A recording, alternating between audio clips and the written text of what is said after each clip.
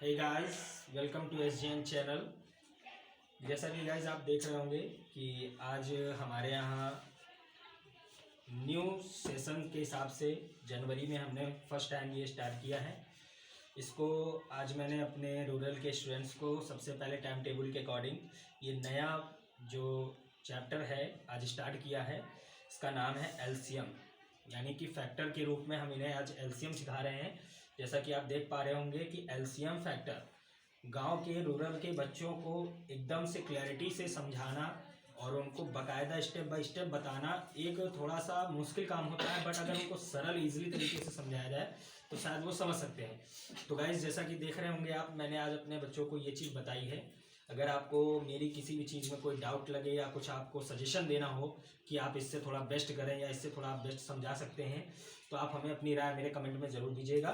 सो guys, देखिए, LCM factor का मतलब मैंने बताया, जैसा कि L for lowest and C for common and then M for multiple means in the Hindi languages लघुत्तम समापवर्त्य। तो गाइस, जैसा कि आप देख रहे होंगे, फर्स्ट स्टेप के अकॉर्डिंग मैंने इन्हें बताया है कि फर्स्ट स्टेप में जो दिया गया है, जैसे एज लाइक कोई भी एक डिजिट दिया गया है, जैसे 48, 20, तो इसको हमें अगर सॉल्व करना है, एलसीएम इसका निकालना है, तो सबसे पहले हमें कुछ बातें याद रखनी पड़ेंगी। जैसा कि आप देख पा रहे होंगे, ये मैंने एक नोट डाला है।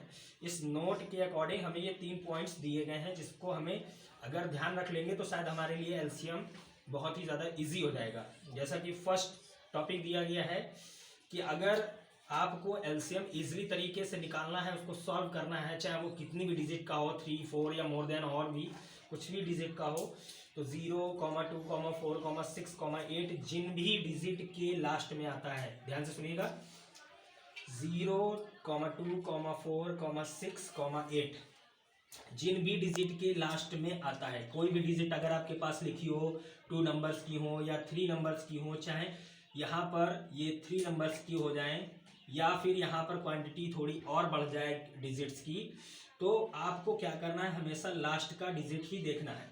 जिन भी डिजिट्स के लास्ट का जो नंबर होगा वो अगर 0, 2, 4, 6 या 8 होता है, तो उसको सबसे पहले हम 2 से ही भाग करेंगे। तो गाइज, जैसा कि आप देख रहे होंगे, ये पहला पॉइंट मैंने आपको बताया कि 0, 2, 4, 6, 8 2 से ही हम सबसे पहले भाग करेंगे।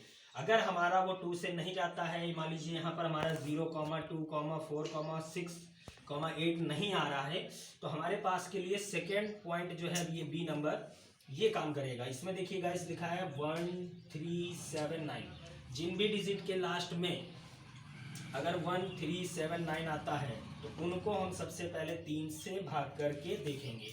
वो 3 से ही हमारे डिवाइड होने चाहिए, क्योंकि उनके लास्ट के डिजिट में 1, 3, 7, 9 जरूर होगा।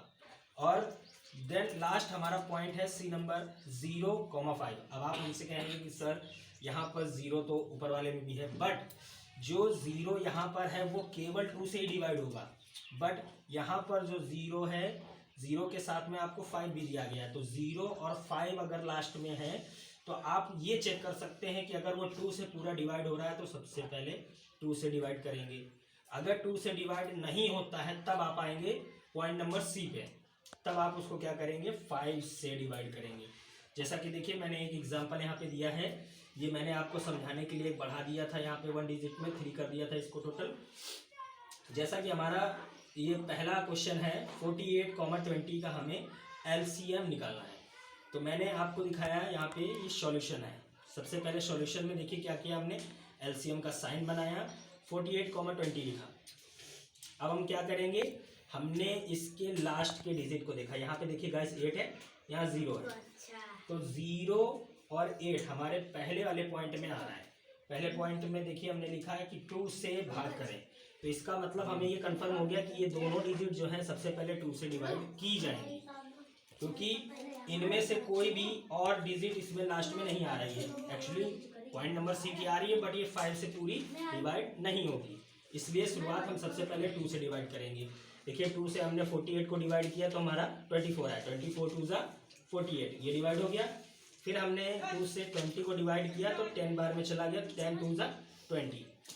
उसके बाद में अब जो दूसरा स्टेप हमारा तैयार हुआ है, यहाँ पे देखिए 4 और 0 है, यानी कि अभी भी हमारे ये पॉइंट नंबर 1 को अलाउ कर रहा है, पॉइंट नंबर 2 को अलाउ कर रहा है, इसलिए हम लोग क्या करेंगे, पॉइंट नंबर 1 को फॉलो करेंगे। और यहाँ पर देखिए 4 और 0 है, तो अभी भी ये 2 से डिवाइड जाएगा, तो 2 का हमने 24 में डिवाइड किया, देखिए 12 आ गया, और 2 का हमने 10 में डिवाइड किया, 5 आ गया। उसके बाद में अब हमारे पास में 12 और 5 डिजिट आया है, 12 और 5 डिजिट आया, तो हमने इसका लास्ट का डिजिट देखा, यहाँ पे 12 है, यहाँ पर 5 है, तो यहाँ पर 2 है लास्ट में, यहाँ पर 5 है, तो देखिए गाइस 2 वाला तो 2 से ही कटेगा और 5 वाला अपने 5 से ही कटेगा। इसलिए जब तक हमारा डिजिट जो है 2 से डिवाइड हो रहा है, तब तक हमें 2 से ही डिवाइड करना है। तो हमने 2 का 12 में डिवाइड किया, 6 आ गया, 5 को हमने एज इन उतार दिया। उसके बाद में 2 से अभी भी हमारा 6 जो है डिवाइड हो रहा था, तो हमने उसको 3 बार में डिवाइड कर दिया, 5 को एज इन उतार दिया। अब हमारे पास में नए डिजिट आए हैं 3 और 5।